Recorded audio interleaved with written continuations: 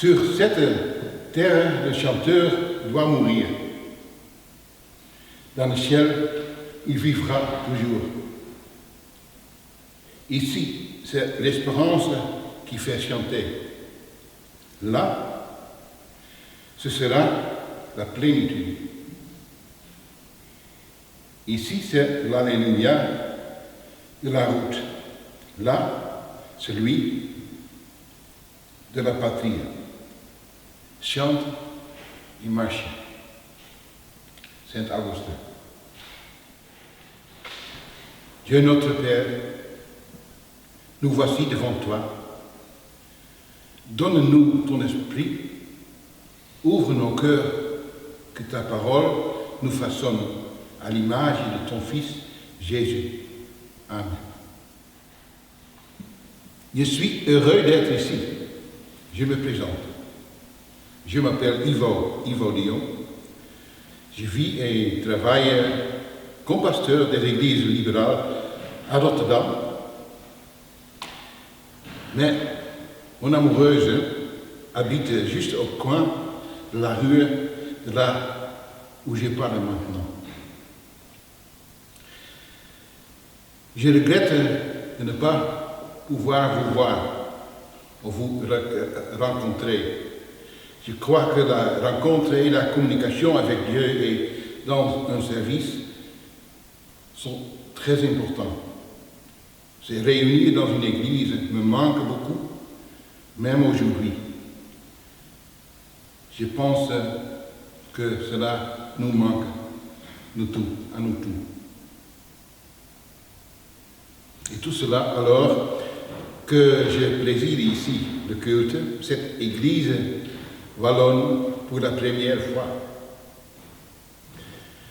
La dernière fois que j'ai prêché dans une église wallonne, c'était il y a 25 ans, à Arnhem.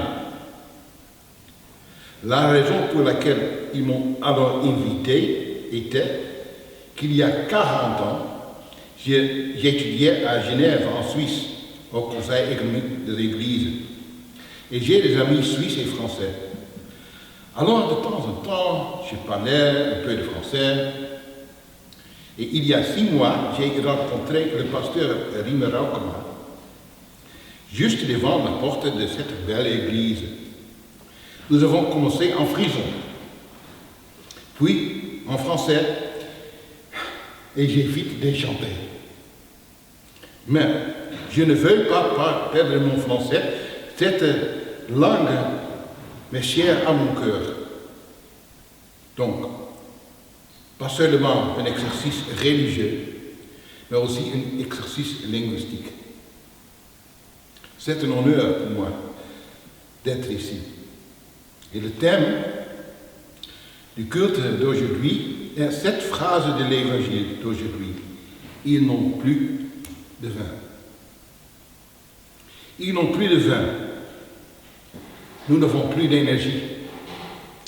Nous n'avons plus de vin. Ce qui est peut-être encore pire pour les Français que pour les Néerlandais. Plus de vin.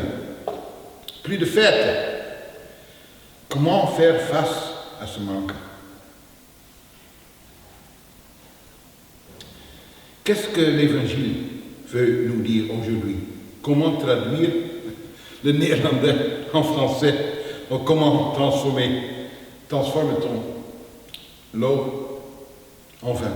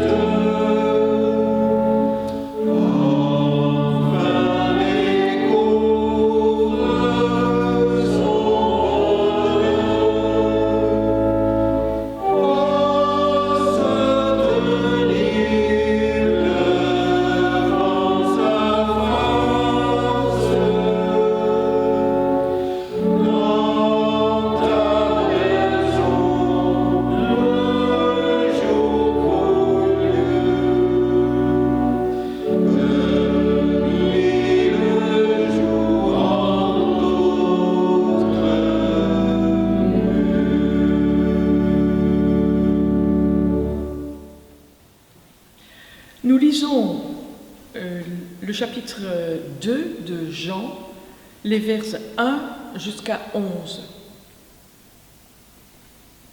Or, le 3e jour, il y eut des noces à Cana en Galilée. La mère de Jésus était là. Jésus fut aussi invité aux noces avec ses disciples. Comme le vin venait à manquer, la mère de Jésus lui dit « Ils n'ont plus de vin. »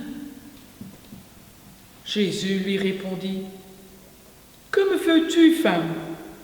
Mon heure n'est pas encore venue. » Sa mère dit au serviteur « Faites tout ce qu'il vous dira. » Or, il y avait là 6 jarres de pierre destinées aux purifications des Juifs et contenaient chacune une 100 de litres. Jésus leur dit « Remplissez d'eau ces jarres. » Et ils les remplirent jusqu'au bord. « Puisez maintenant, leur dit-il, et apportez-en à l'organisateur du repas. » Et ils lui en apportèrent. L'organisateur du repas goûta l'eau échangée en vin. Ne sachant pas d'où venait ce vin, tandis que les serviteurs qui avaient puisé l'eau le savaient bien, il appela le marié et lui dit « Tout homme sert d'abord le bon vin, puis le moins bon, après qu'on s'est enivré. Mais toi, tu as gardé le bon vin jusqu'à présent. » Tel fut à Cana en Galilée le premier des signes miraculeux que fit Jésus. Il manifesta sa gloire et ses disciples crurent en lui.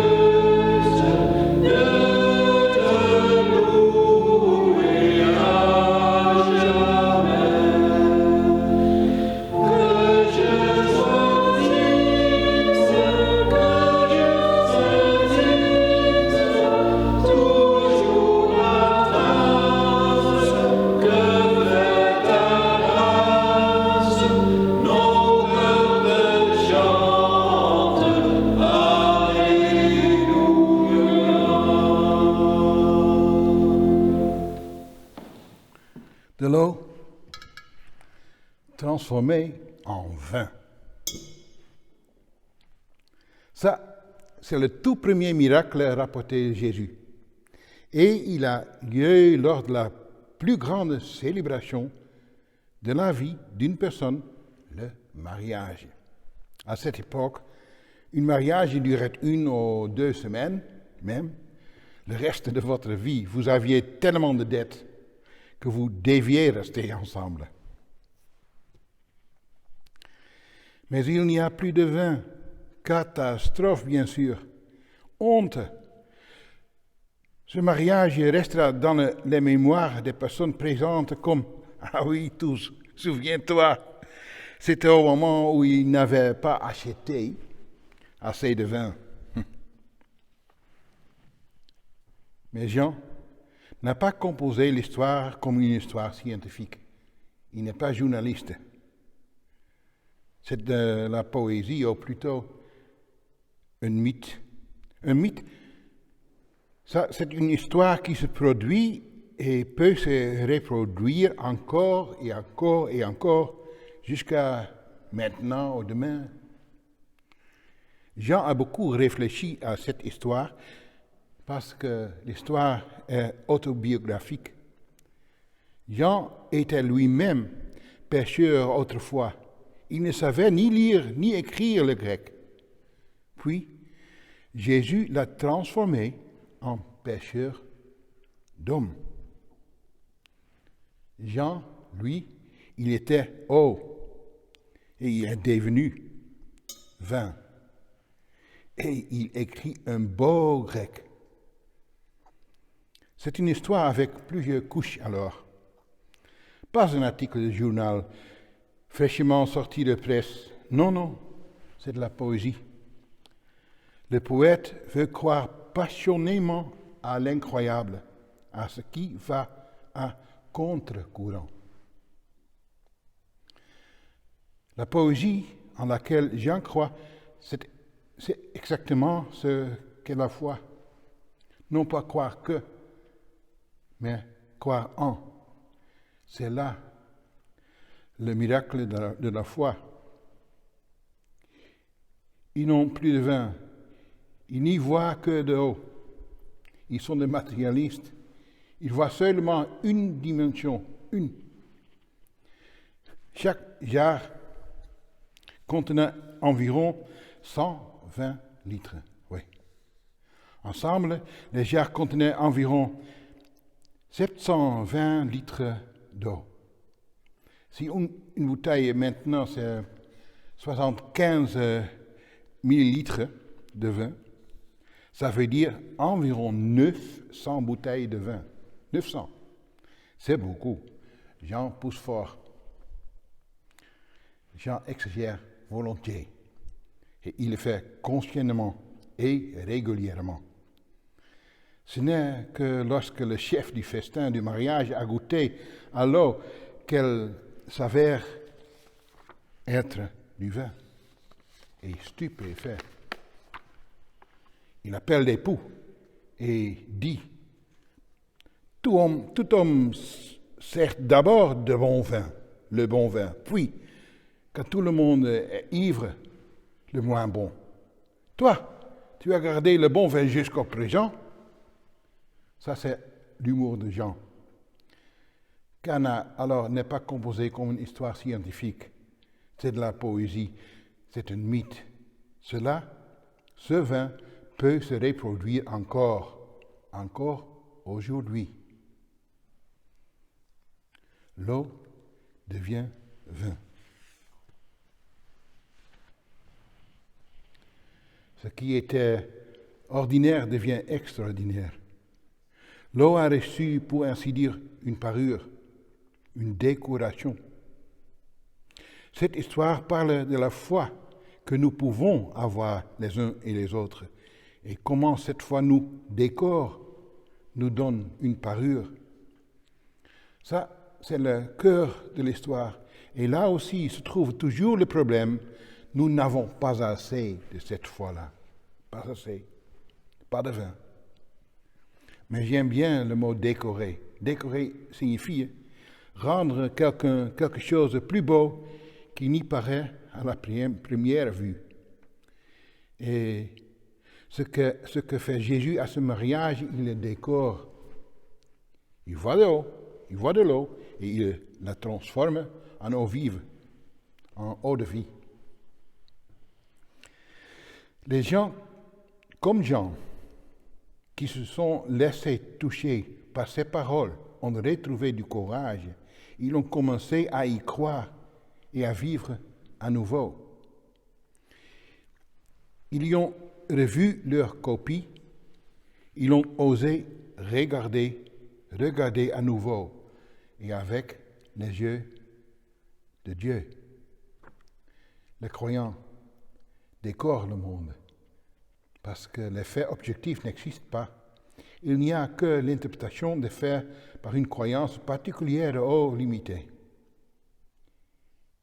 Il y a la foi à une seule dimension et il y a la foi qui voit l'autre, l'homme, la femme, l'enfant, à plusieurs dimensions avec les yeux de Dieu.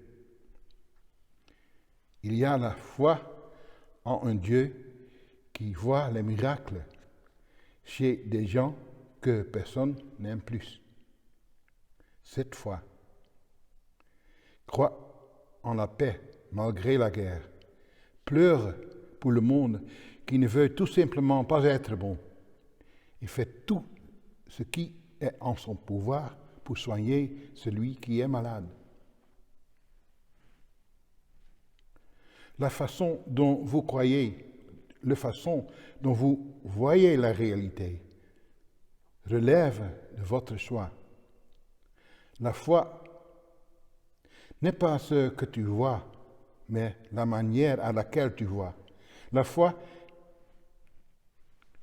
c'est comme des lunettes. Avec les lunettes de la foi, je vous vois différemment. Je te vois sous un autre jour. Je te vois dans la lumière de Dieu. Jean a appris de Jésus de regarder avec les yeux de la foi. Les gens qui croient regardent la même chose que les autres, mais l'interprètent différemment. Une personne amoureuse, un poète, veut croire à l'incroyable, à ce qui va à contre-courant. Il croit que Jérusalem peut devenir une ville de paix. Non, crois-le, mais crois-y. Ça, c'est le miracle de la foi. Ainsi, Jean, utilisant tous ses talents, écrit une histoire symbolique, pleine de symbolisme. Le troisième jour, c'est le jour de la résurrection. 6 barils. Le 6 du diable est toujours dans Jean, car le 7 est du sabbat et du Fils. Et oui, le désir d'un bon mariage, l'union entre l'homme et la femme, est une métaphore du mariage de nos âmes avec Dieu. Aujourd'hui, ce n'est pas seulement la religion qui est sous pression dans un monde matérialiste.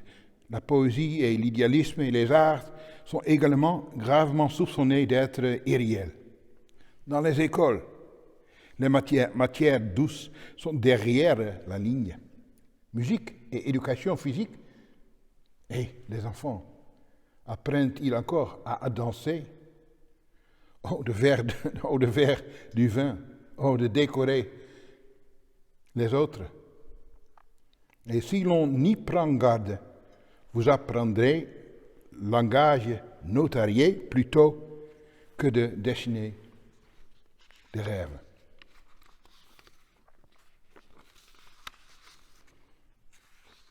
La foi en la poésie est sous pression. Et la poésie est la mère de la foi. Ils n'ont plus de vin.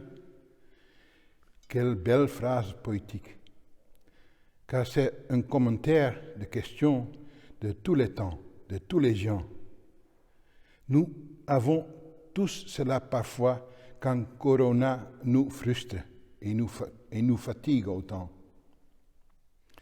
Que nous n'avons plus d'énergie, alors nous sommes sans vin. La façon dont vous voyez la réalité est votre choix. Oui, c'est une croyance. Jean regarde avec les yeux de la foi, comme si Dieu vous regardait avec beaucoup plus d'amour que vous ne vous regardez vous-même. Il voit le vin, et nous tous. Alors, Marie dit au serviteur, tout ce qu'il vous dira, faites-le. Marie a vu du vin en lui, en son fils. Quelque chose que lui-même n'a pas vu déjà. La foi se voit différemment. La foi peut embellir la journée et elle peut décorer les gens. La foi peut déplacer des montagnes. Oui. Ainsi, croyons-nous en Jésus, celui qui, aux noces des pauvres, a transformé l'eau en bon vin. Le meilleur vin. À la santé. Dieu merci. Amen.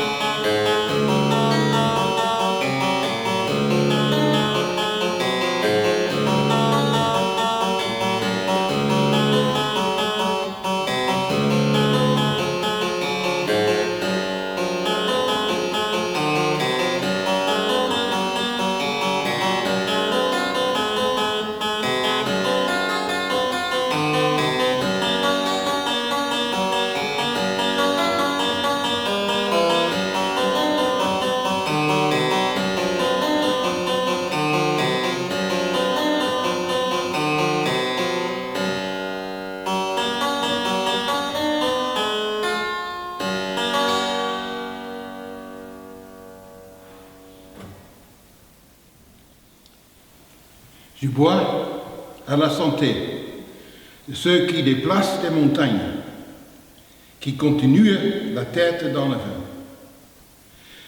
Je bois à la santé de ceux qui prennent des risques, qui persistent dans la foi de l'enfant. Je bois à la santé de ceux qui commencent des choses dont personne ne sait quel en sera le résultat.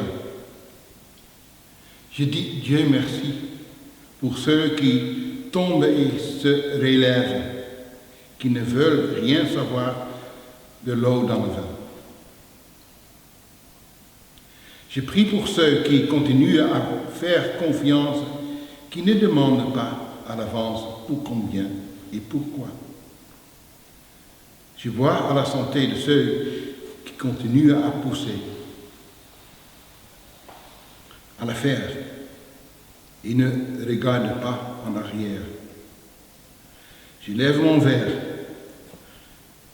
à ce qui sera le mieux aujourd'hui et demain. Je lève mon verre à la plus belle chose que j'aime.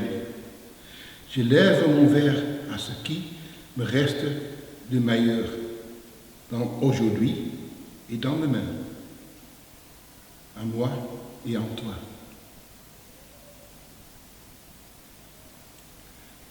Prions de notre Père. Notre Père qui es aux cieux, que ton nom soit sanctifié, que ton règne vienne, que ta volonté soit faite sur la terre comme au ciel. Donne-nous aujourd'hui notre pain de ce jour et pardonne-nous nos offenses, comme nous pardonnons aussi à ceux qui nous ont offensés. Et ne nous soumets pas à la tentation, mais délivre-nous du mal. Amen. Il y a les annonces habituelles. Le prochain culte devrait avoir lieu le 6 février, dans 15 jours. Et je ne peux pas vous dire encore comment, en réel, si vous êtes invités, si nous pouvons vous inviter ici, sur place, nous célébrerons la scène. Et sinon, il y aura seulement une vidéo. Puis, il y a la collecte. Vous pouvez verser le montant sur le compte en banque. Les destinations sont cette église et de Regenboog, l'aide aux toxicomanes à Amsterdam.